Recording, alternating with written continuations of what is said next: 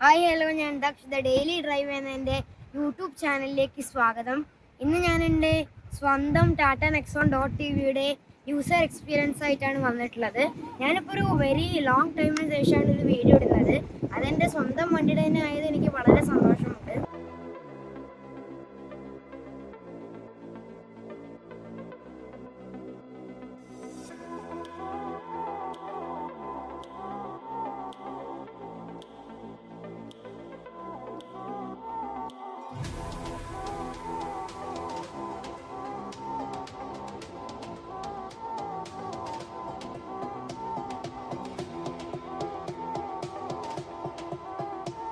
നമുക്കിതിൻ്റെ യൂസർ എക്സ്പീരിയൻസിലേക്ക് കിടക്കുന്നതിന് മുമ്പ് നമുക്ക് ഈ വണ്ടി ഒന്ന് പെട്ടെന്നൊന്ന് പരിചയപ്പെടാം.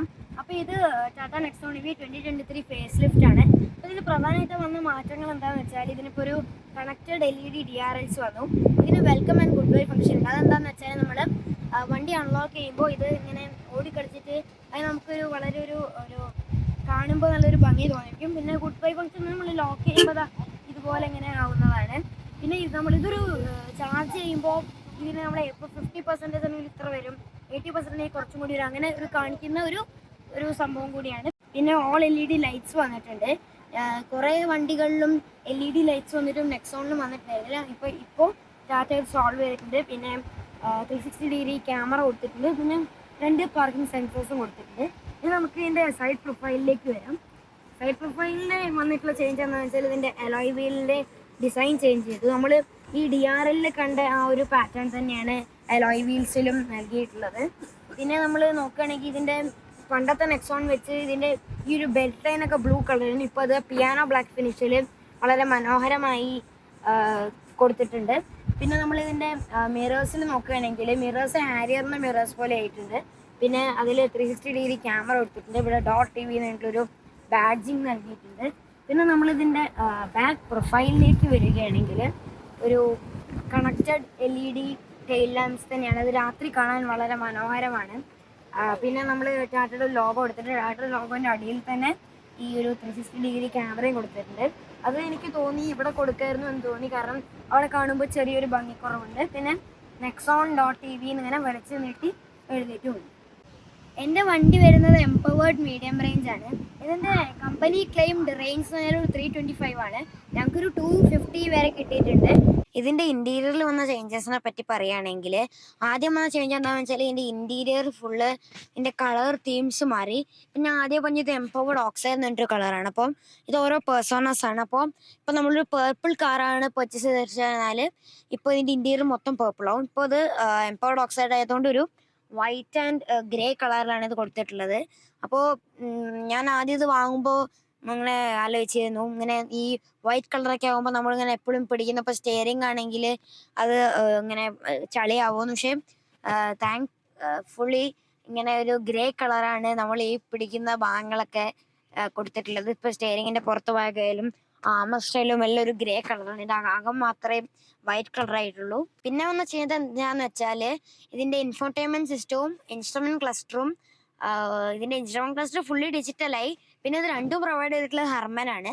പിന്നെ ഒന്ന് ചേഞ്ച് എന്താണെന്ന് വെച്ചാൽ ഇതിൻ്റെ സ്റ്റിയറിംഗ്, പണ്ട് ഇത് ഫ്ലാറ്റ് ബോട്ടം സ്റ്റിയറിംഗ് ആയിരുന്നില്ല, ഇപ്പോൾ ഇത് ഫ്ലാറ്റ് ബോട്ടം ആയി. പിന്നെ ഒരു 2 സ്പോക്ക് സ്റ്റിയറിംഗ് വീലും ആയിട്ടുണ്ട്, നമ്മുടെ പണ്ടത്തെ അംബാസിഡറൊക്കെ പോലെ. പിന്നെ പറയുകയാണെങ്കിൽ ഇതിൽ ഇല്ലൂമിനേറ്റഡ് ടാറ്റയുടെ ലോഗോ നൽകിയിട്ടുണ്ട്. പിന്നെ ക്രൂയിസ് കൺട്രോൾ എല്ലാം നൽകിയിട്ടുണ്ട്. പിന്നെ ഇതിൽ പലതരത്തിലുള്ള ഒരു വ്യൂ ഉണ്ട്. ഇപ്പം നമുക്ക് ഓരോ രീതിയിൽ നമുക്ക് ഇതിൻ്റെ ഇൻസ്ട്രുമെൻറ്റ് ക്ലസ്റ്റർ നമുക്ക് ഓരോ രീതിയിൽ ഇതിൻ്റെ ഇത് ഇൻഫോർമേഷൻ നമുക്ക് കാണാൻ പറ്റും. പിന്നെ ഇതിൽ വോയിസ് സിസ്റ്റം എടുത്തിട്ടുണ്ട്. അപ്പോൾ നമ്മൾ ഇത് പ്രസ് ചെയ്താൽ ഓപ്പൺ സൺറൂഫ്, അപ്പോൾ ഈ സൺറൂഫ് ഓപ്പൺ ആവും. പിന്നെ ഇത് പല ലാംഗ്വേജിലുണ്ട്, മലയാളം ഒഴിച്ചിട്ട് എല്ലാ ലാംഗ്വേജിലും, ഇന്ത്യയിലുള്ള എല്ലാ ലാംഗ്വേജും ഇംഗ്ലീഷും ഉണ്ട്. പിന്നെ ഇത് ക്ലോസ് ചെയ്യണമെങ്കിൽ നമുക്ക് ഇന്ന് ഹിന്ദി പറഞ്ഞു നോക്കാം. സൺറൂഫ് ബന്ദ് കരോ.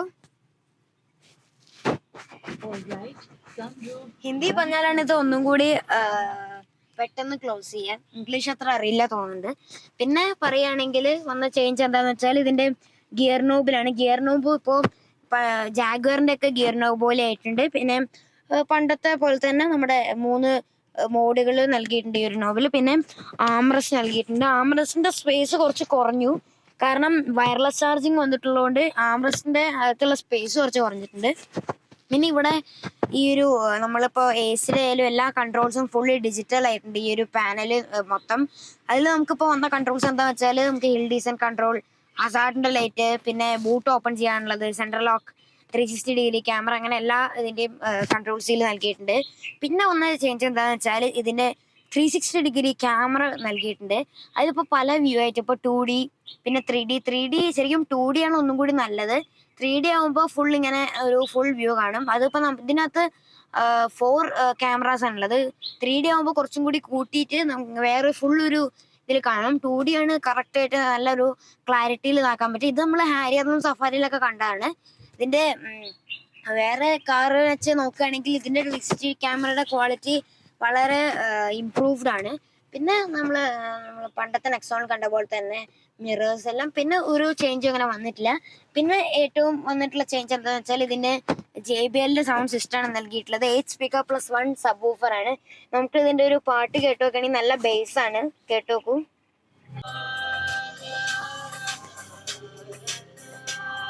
ഞാൻ അത്രേ കേൾപ്പിക്കുന്നു, കാരണം ഫുൾ കേൾപ്പിച്ചാൽ എനിക്ക് കോപ്പിറൈറ്റ് അടിക്കും, പിന്നെ നിങ്ങൾക്ക് ഒരു പാട്ടും കേൾക്കാൻ പറ്റില്ല. നമുക്കിനി ഇതിന്റെ പ്രോസ് ആൻഡ് കോൺസിലേക്ക് കടക്കാം.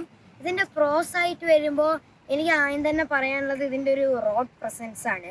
അത് ഇതിന് പ്രധാനമായിട്ട് പറയാനുള്ളത് ഇതിന്റെ ഒരു കണക്റ്റഡ് LED DRLs, അത് രാത്രിയൊക്കെ കാണാൻ വളരെ മനോഹരമാണ്. പിന്നെ എനിക്ക് പറയാനുള്ളത് എന്താണെന്ന് വെച്ചാൽ ഇതിന് നല്ല എല്ലാവരും വെച്ച് കമ്പയർ ചെയ്യുമ്പോൾ MRൽ വളരെയധികം ഗ്രൗണ്ട് ക്ലിയറൻസ് നൽകിയിട്ടുണ്ട്. പിന്നെ ഇതിന്റെ സൗണ്ട് ക്വാളിറ്റി, അത് 8 സ്പീക്കർ പ്ലസ് 1 സബ് വൂഫറാണ് ഇതിൽ JBL നൽകിയിട്ടുള്ളത്. പിന്നെ EV ആയതുകൊണ്ട് തന്നെ ഇതിൻ്റെ ഒരു എക്കണോമിക്, വളരെ പോക്കറ്റ് ഫ്രണ്ട്ലി ആണ്. 1 കിലോമീറ്റർ പോകാൻ 1 റുപ്പി എന്നൊക്കെയാണ് പറയുക. പിന്നെ പലവരും എന്നോട് ചോദിച്ചിട്ടുള്ളത് EV അല്ലേ, പവറുണ്ടോ, പിന്നെ കയറ്റം വലിയോ എന്നൊക്കെയാണ്. അവരോടൊക്കെ എനിക്ക് പറയാനുള്ളത് എന്താണെന്ന് വെച്ചാൽ EVക്ക് പവർ കൂടുതലാണ്. അതിൽ ഇതിന് 3 മോഡ്സാണ് ഇതിനകത്ത് വരുന്നത്: എക്കോ, സിറ്റി, പിന്നെ സ്പോർട്സ്. അതിൽ എക്കോ എന്ന് പറഞ്ഞാൽ വളരെ എക്കണോമിക് ആയിട്ടുള്ള ഒരു മോഡാണ്. പിന്നെ സിറ്റി എന്ന് പറഞ്ഞാൽ നമുക്ക് സിറ്റിയിൽ ഓടിക്കാൻ അത്യാവശ്യം നല്ലൊരു ഓവർടേക്സിനൊക്കെ, സിറ്റിയിൽ തന്നെ നല്ല പവറാണ് ഓവർടേക്ക് ചെയ്യാൻ. പിന്നെ സ്പോർട്സ് പറഞ്ഞാൽ അപ്പോൾ ഏതെങ്കിലും ചില സമയത്ത് പവർ കൂടുതലാണ് കുറവാണെന്ന് തോന്നിയാൽ സ്പോർട്സ് ഇട്ടാൽ വളരെ അധികം പവറാണ് നൽകുക. ഇനി നമുക്ക് ഇതിന്റെ കോൺസിനെ പറ്റി പറയുകയാണെങ്കിൽ, ഞങ്ങൾ ആദ്യം ഫേസ് ചെയ്ത പ്രശ്നം എന്താന്ന് വെച്ചാൽ ഈ എല്ലാ സ്പീക്കേഴ്സിനും വളരെ ഹൈ വോളിയം ഇങ്ങനെ റേസ് ആവുകയും, പിന്നെ നമ്മൾ വണ്ടി ഓഫ് ആക്കിയിട്ടും സൗണ്ട് ഇങ്ങനെ നിൽക്കാതെയും ആയി. പിന്നെ ഞാൻ എൻ്റെ അങ്കിള് രഞ്ജിത്ത് അങ്കിൾ, പുള്ളി ടാറ്റയിലാണ്, അങ്കിളിനെ വിളിക്കുകയും അപ്പോൾ അങ്കിൾ ഒരു ടാറ്റയ്ക്ക് ഒരു മെയിൽ അയക്കുകയും ഒരു 2 ദിവസത്തിന് ശേഷം ബാംഗ്ലൂർ ഹർമനിൽ നിന്ന് 2 എഞ്ചിനീയേഴ്സ് വരികയും നമ്മുടെ ടച്ച് സ്ക്രീൻ യൂണിറ്റ് അതേപടി മാറ്റുകയും വേറൊരു സാധനം വെക്കുകയും ചെയ്തു. അതിനുശേഷം പിന്നെ ആ പ്രോബ്ലം നമ്മൾ ഫേസ് ചെയ്തിട്ടില്ല. പിന്നെ ഞങ്ങൾ ഫേസ് ചെയ്ത പ്രശ്നങ്ങൾ എന്താണെന്ന് വെച്ചാൽ അൺവാണ്ടഡ് നോട്ടിഫിക്കേഷൻ സൗണ്ട്സ് ആയിരുന്നു. അത് ഡ്രൈവിന്റെ സമയത്തൊക്കെ ഭയങ്കര ഡിസ്റ്റർബിങ് ആയിരുന്നു. പിന്നെ ഫോൺ ഇങ്ങനെ കണക്ട് ഡിസ്കണക്ട് ആവുകയും, അങ്ങനെ കുറെ പ്രാവശ്യം അങ്ങനെ കണക്ട് ഡിസ്കണക്ട് ആവുകയും ചെയ്തു. അപ്പോൾ ഹർമൻകാരൊക്കെ പറഞ്ഞത് എന്താണെന്ന് വെച്ചാൽ അത് iPhone 13 മാത്രം പ്രശ്നമാണ് എന്നാണ്. പിന്നെ വന്ന പ്രശ്നം എന്താ വെച്ചാൽ ഈ ഓരോ സ്റ്റിയറിംഗ് ഓരോ കൺട്രോൾസ് ആയാലും അതൊന്നും വർക്ക് ആവണ്ടേ, ഇങ്ങനെ ഹാങ് ആവും. നമ്മൾ വോളിയം അപ്പ് ആക്കിയാൽ അത് ഡൗൺ ആക്കണമെങ്കിലും നമ്മൾ താഴത്തേക്ക് ആക്കുമ്പോൾ തന്നെ വോളിയം അപ്പ് ആവുക തന്നെയായിരുന്നു, അത് താഴ്ന്നുണ്ടായിരുന്നില്ല. പിന്നെ ഒരു പ്രശ്നം ഉണ്ടായത് എന്താ വെച്ചാൽ നമ്മൾ ഈ സ്ക്രീന് പെട്ടെന്ന് ബ്ലാങ്ക് ആയി പോവുകയും, അതിൽ തന്നെ വന്നൊരു പ്രശ്നം എന്താ വെച്ചാൽ നമ്മളിപ്പോൾ ഓരോ ഫങ്ഷൻസ് നമ്മൾ ചിലപ്പോൾ ഫോർ എക്സാമ്പിൾ ഇൻഡിക്കേറ്റർ ഇടാണെങ്കിൽ പുറത്ത് ചിലപ്പോൾ ഇൻഡിക്കേറ്റർ വർക്ക് ആവുന്നുണ്ടാവും, പക്ഷെ അത് നമ്മൾ ഇതിനകത്ത് നമ്മുടെ ഇൻസ്ട്രുമെന്റ് ക്ലസ്റ്ററിൽ അത് കാണിക്കാണ്ട് വരികയായിരുന്നു അടുത്ത പ്രശ്നം. അത് കഴിഞ്ഞിട്ടുള്ള പ്രശ്നം എന്താണെന്ന് വെച്ചാൽ ഇതിന്റെ വയർലെസ് ചാർജിങ് ആയിരുന്നു.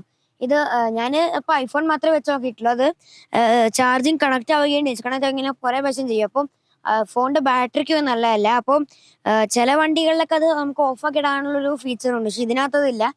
പിന്നെ അതുകൊണ്ടുള്ള വലിയൊരു പ്രശ്നം എന്താണെന്ന് വെച്ചാൽ നമുക്ക് ഫോൺ വെക്കാൻ വേറൊരു സ്ഥലമല്ല. ഇപ്പൊ ഇവിടെയായാലും വെക്കുമ്പോൾ സ്ക്രീനിൽ സ്ക്രാച്ച് ഒഴുകി അങ്ങനെ പല പ്രശ്നങ്ങളും ഉണ്ടാവും. അപ്പൊ ഈ വയർലെസ് ചാർജിങ്ങിന്റെ അവിടെ മാത്രമേ വെക്കാൻ പറ്റുള്ളൂ. പിന്നെ നമ്മൾ ഇതിന്റെ കയറ്റി വെക്കുമ്പോൾ ബ്രേക്ക് ഓട്ടുമ്പോഴൊക്കെ ചിലപ്പോൾ അങ്ങോട്ടും ഇങ്ങോട്ടും ആയി കളിക്കാനുള്ള ഒരു സാധ്യതയുണ്ട്. പിന്നെ വേറൊരു എടുത്തു പറയേണ്ട കാര്യം എന്താന്ന് വെച്ചാല് നമ്മൾ വണ്ടി ഓഫ് ആക്കിയിട്ട് ഓൺ ആക്കുമ്പോൾ ഇതിന്റെ കുറെ പ്രശ്നങ്ങളും സോൾവ് ആയിട്ടുണ്ട്.